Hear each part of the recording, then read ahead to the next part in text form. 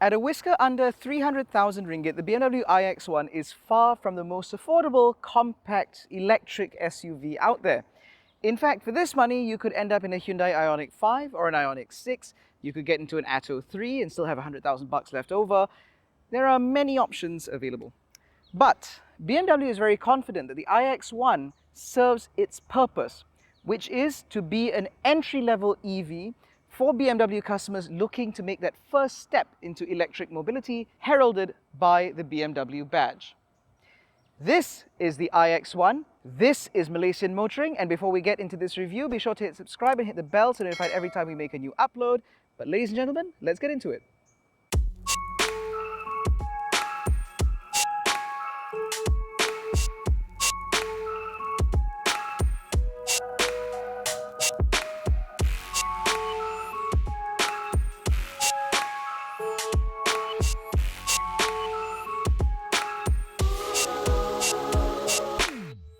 Now, before we get into the nice stuff, we have to first settle the basics. So the powertrain on this car is all-wheel drive. This is BMW's second generation e-drive system where you have two motors, one on each axle, rated at about 190 PS each.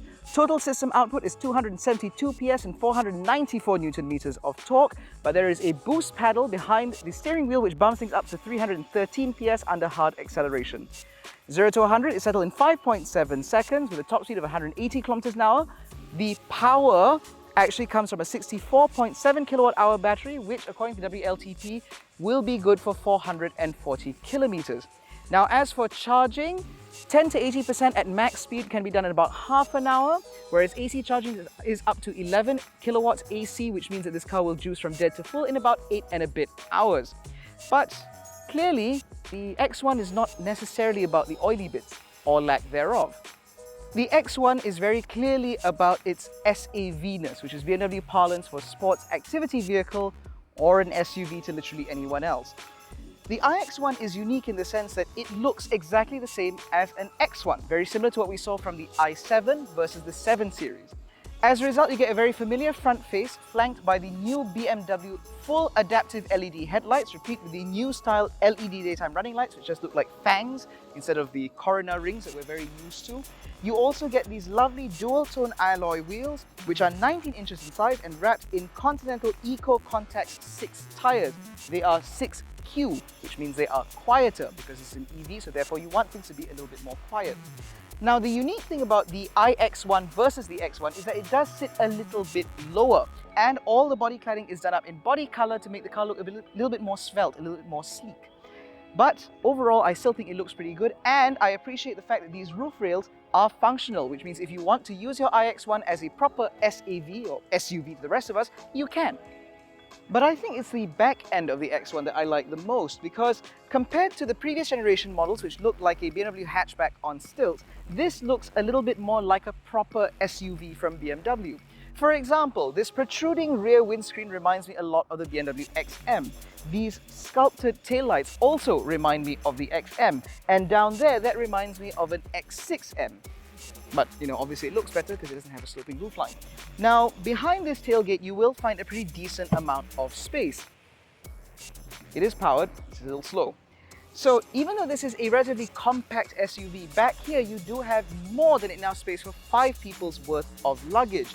And underneath the boot floor, you will find enough space for not only a Type 2 to Type 2 charger, but also a Type 2 to 3-pin charger, which is more than enough.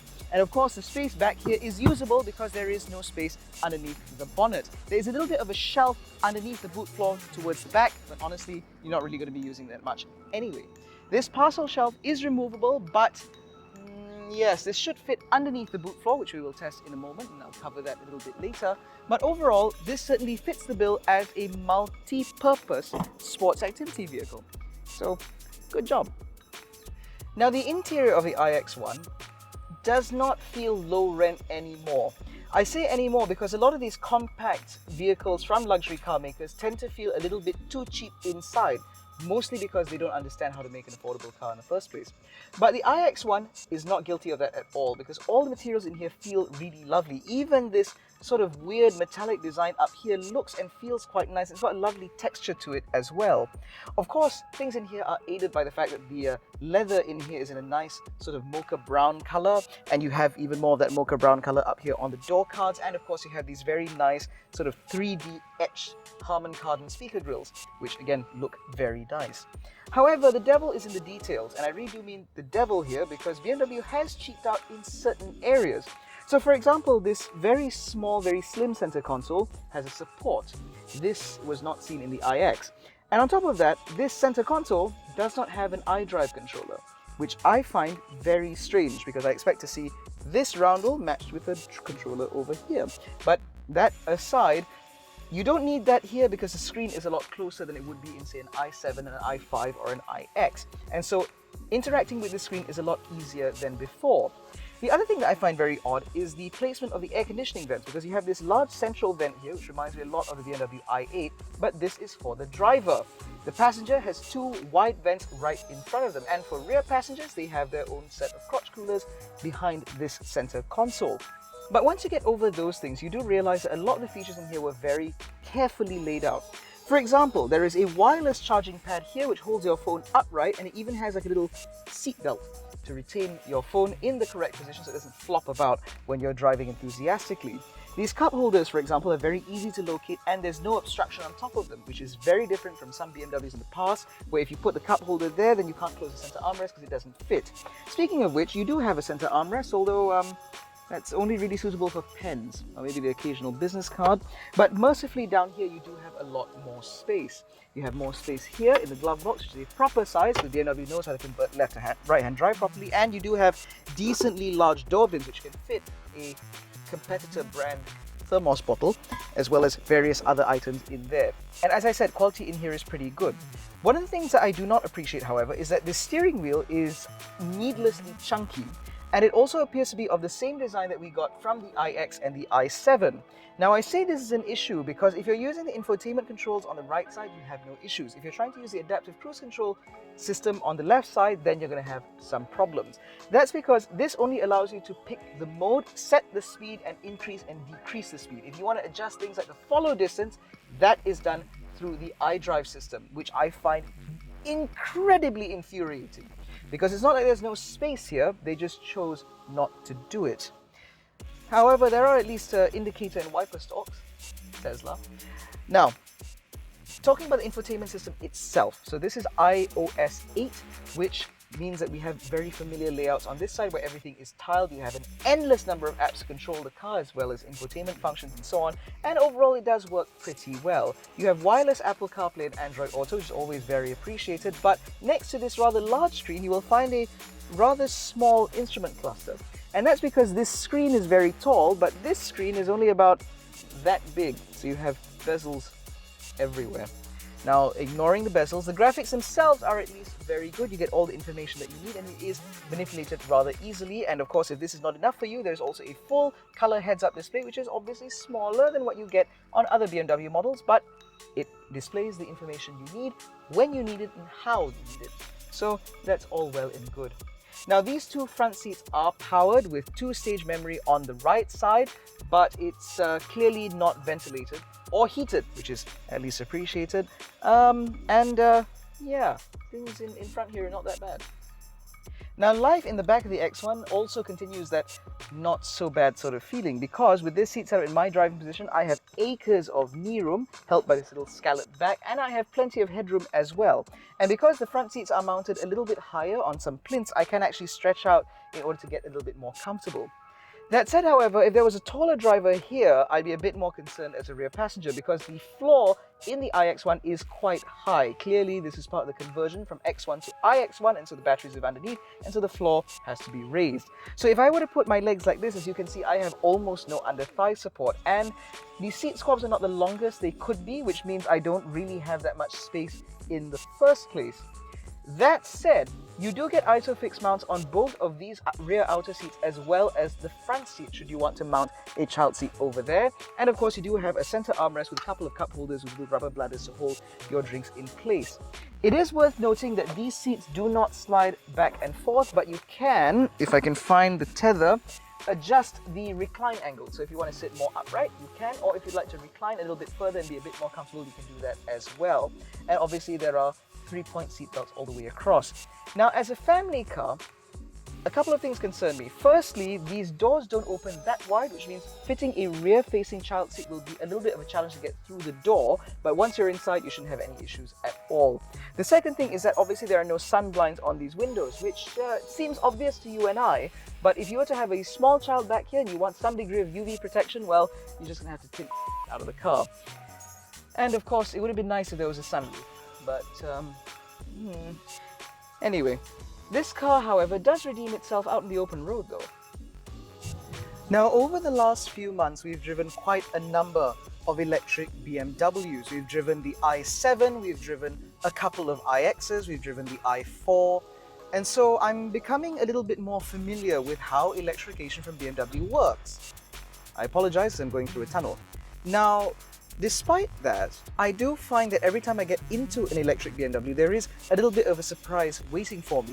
Sometimes, in the case of the i4 and the iX, it is a surprise amount of dynamics. In the i7, it was a surprising amount of refinement, even in terms of power delivery.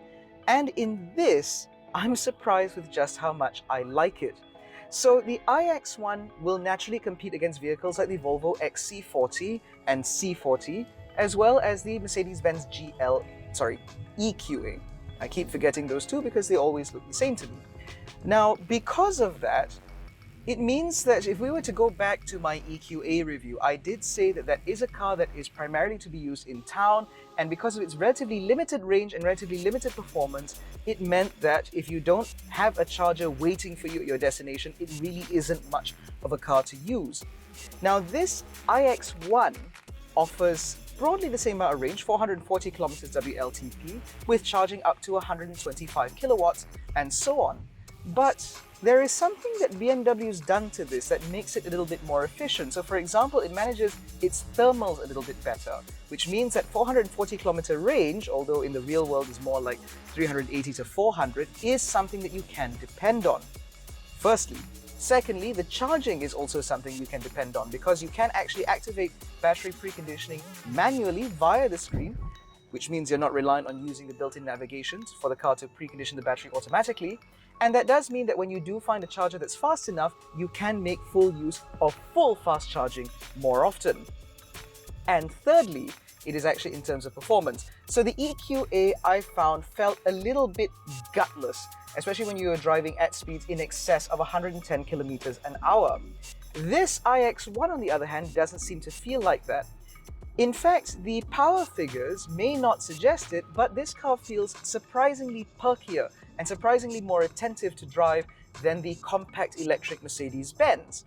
And on top of that, this car also benefits from having all-wheel drive, which means that on top of having a little bit more firepower and quite a lot more torque, it also has a lot more mechanical grip, and so you tend to take certain liberties with the iX1 that you wouldn't necessarily do with the Mercedes-Benz. Now, compared to the Volvo, this is not quite as powerful nor quite as torquey, but the iX1 seems to blend performance, or balance rather, performance and efficiency rather well. So you can rely on that range, you can rely on the performance, and overall it just makes for a very pleasant experience. In terms of driving dynamics, the iX1 does feel very much like a BMW, albeit an all-wheel drive one. And so you have relatively communicative steering, you have very good body control, you have a pretty decent ride. It's not the softest thing in the world. The EQA, I think, rides a little bit softer than this, but the iX1 is certainly very far from being uncomfortable.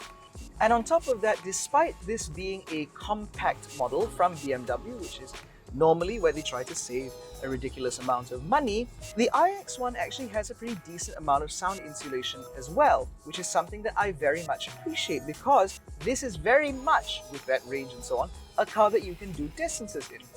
And so when you put all of that together, you end up with a compact executive crossover that is capable of doing miles, is capable of carrying your luggage and your passengers in relative comfort, all without emitting a single gram of CO2 out the back. When you add to that things like the adaptive front headlights, as well as the level 2 semi-autonomy in this car, which is just as good as what we've sampled from the iX, i4 and i7, it means that, again, this is a vehicle that you could take over longer distances should you want to. If this is a second car and you suddenly feel like you want to go balik kampung in your electric BMW, you can do that. Because as far as I can tell, there is no real deficit to moving electric in this car. Of course, since the iX1 debut, the X1 has also arrived in Malaysia, marking the entry point into the combustion range of BMW SAVs. They might behead me for saying that. But I somehow feel that this is most likely going to be the better bet, because by going electric, you do not have the sound of the engine, you don't have the vibrations that come with internal combustion, and so the iX1 will inherently be a more refined and more luxurious vehicle to drive than the combustion X1. And when you compare it to its rivals, the iX1, as I said, offers quite a bit that the rivals do not in terms of that efficiency, in terms of that range, and in terms of that charging. So all told, this is a very balanced package. And so that makes this, to me, perhaps one of the best electric BMWs I've sampled so far. It's not the most expensive, it's not the flashiest, it's not the fastest, the punchiest, the most explosive off the line. Not that it's particularly slow, but it's just a nice balance. And because of that, because the fact that this is something that you can very easily integrate into your life without too much hassle, I feel like this is an electric BMW that I can very easily recommend. If you're looking for an upmarket way to move your family around in zero emissions and comfort and so on, this is a damn good deal. Now, talking about the safety systems before we wrap this up, as I said, this car comes with full level 2 semi-autonomy, which means it's got adaptive cruise control with stop and go functionality. It has lane keep assist, lane tracing, lane centering, blind spot monitoring, rear cross traffic alert, and a pretty good 360-degree camera if you ask me. In fact, it does a lot better than some cars much more expensive. And so overall, it is quite workable. If there are things that I don't like about this, it's broadly the same stuff I didn't like in the iX and the i7. So firstly, if you're using that adaptive cruise control and you want to adjust the follow distance, that's in the screen. However, at least the buttons on this car, because it's the more affordable model, are actually real physical buttons and they're not reliant on haptic touch, which means it's much nicer and slightly easier to use. In fact, I'd probably try and get this steering wheel in an i7 if I could afford an i7 or an iX, which I also cannot afford. But that, which I find very irritating, that is one irritation. The second irritation is the fact that this car's charging curve does seem to have a very steep kick down. So what I noticed is that charging at a 90 kilowatt hour charger, it will remain at about 88, 89 kilowatts, all the way up to about 70%, and then it'll start to kick down slowly, first to 65, and then down to 50 kilowatts by the time you hit 80%. And then from 80%, it will kick down all the way to about 38 to 42 kilowatts. Which means that if you're trying to get that last 20% in order for you to make a particularly long journey, then be aware that it's going to take a little bit more time. If you're at a per kilowatt charger, that's no big deal. If you're at a charger that charges per minute, then you might need to pay attention. But aside from that, with the Harman Kardon audio system, the level 2 semi-autonomy, the really nice interior spec, this is actually a really easy car to live with, and I've really enjoyed the week I've had with it. And of course, if you want something with a little bit more firepower, then weirdly, I have to recommend the Volvo XC40 and XC40, because those cars, which are also all-wheel drive, offer a little bit more in terms of performance and a little bit more in terms of torque. But if you want the final word in luxury compact EV crossover life, then I think the Mercedes-Benz EQA does do a little bit better. And if you'd like to understand what I'm on about, you have to watch that review. But if you want the best of both worlds in terms of performance, in terms of driving enthusiasm, as well as the really lovely build quality and specification, then the BMW iX1 is very easy to recommend. I really like this car.